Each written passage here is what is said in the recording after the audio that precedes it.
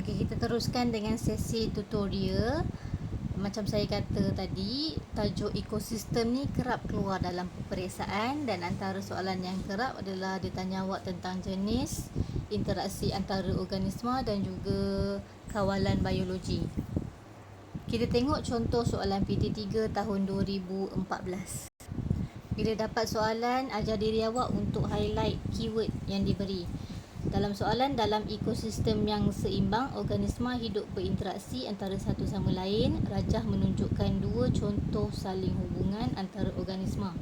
Interaksi 1, interaksi 2. Interaksi 1, awak tengok tumbuhan yang berwarna merah.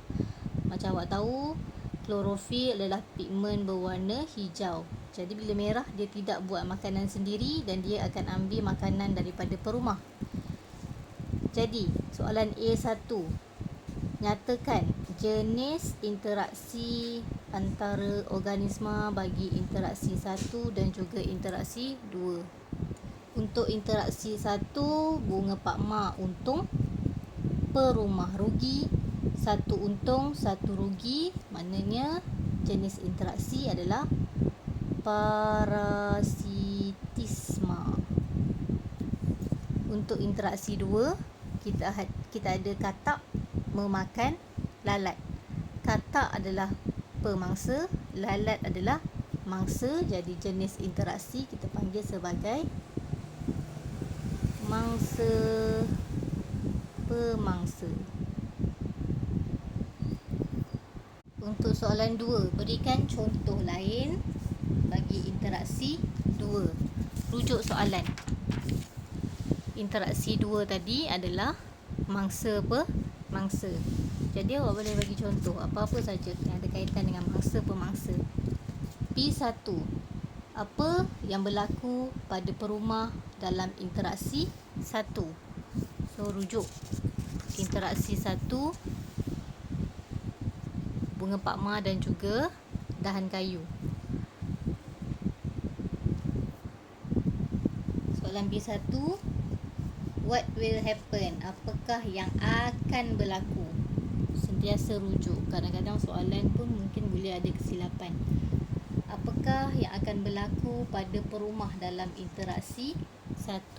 Soalan 1 markah, 1 jawapan, jadi perumah akan mati. B2, jelaskan jawapan. Kenapa perumah akan mati? Kerana makanan yang dibuat akan diserap oleh parasit. Oleh parasit. Oleh bunga pakma. Sebab itu dia akan mati. Okey, untuk soalan C. Pak Halim membina rumah burung hantu di sawah. Soalan wajarkan. Sentiasa ingat, soalan wajarkan bukan macam soalan bahasa Melayu, tindakan wajar atau tidak wajar. Kalau soalan wajarkan dalam sains, awak perlu beri sebab. Apakah kepentingan Pak Halim bina rumah burung hantu di kawasan sawah dia? Untuk mengatasi masalah tikus. Jadi bila awak nampak burung hantu dan juga tikus, awak boleh tulis di tepi ni. Jenis interaksinya adalah mangsa pemangsa. Jadi awak tahu konsepnya di sini adalah konsep kawalan biologi yang menggunakan jenis interaksi mangsa pemangsa, di mana burung hantu adalah pemangsa dan tikus adalah mangsa, ataupun kita panggil sebagai haiwan perosak. Dalam soalan, wajarkan tindakan Pak Halim. Dan yang penting di sini adalah dengan persekitaran. Jadi awak kena beri sebab kenapa tindakan Pak Halim ni sesuai dan juga penting dengan persekitaran. Bila awak rujuk buku teks, awak nampak kawalan biologi lebih mesra alam kerana tidak menggunakan pestisida ataupun bahan kimia. Jadi awak boleh jawab begini untuk soalan 4 markah. Jadi sepatutnya awak ada 4 isi. Isi pertama, Pak Hamid menggunakan kaedah kawalan biologi. Isi kedua, burung hantu adalah pemangsa. Isi ketiga, tikus adalah mangsa yang merupakan haiwan perosak. Dan isi keempat, tikus dimakan burung hantu lebih mesra alam kerana tidak menggunakan racun dan mampu mengawal populasi tikus. Jadi ingat, soalan wajar kan, awak perlu beri sebab. Saya beri contoh lain tentang soalan kawalan biologi. Dalam soalan kita ada burung hantu dan juga tikus. Dalam soalan 14A, dia suruh awak jelaskan maksud kawalan biologi.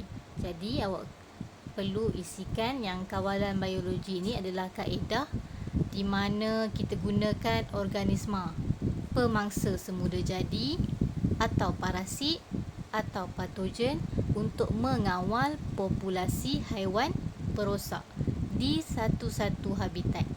Itu adalah maksud kawalan biologi. Untuk soalan B1, namakan jenis interaksi. Kita ada mangsa, pemangsa. Keywordnya di sini adalah jenis interaksi. Macam saya dah tekankan sebelum ni, kalau soalan minta jenis interaksi, jawapan dia mesti ada sama ada 5.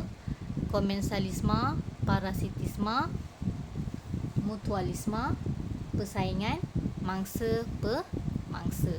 Kemudian untuk soalan B2, terangkan mengapa interaksi ini berkesan kerana haiwan perosak dimakan oleh pemangsa semula jadi.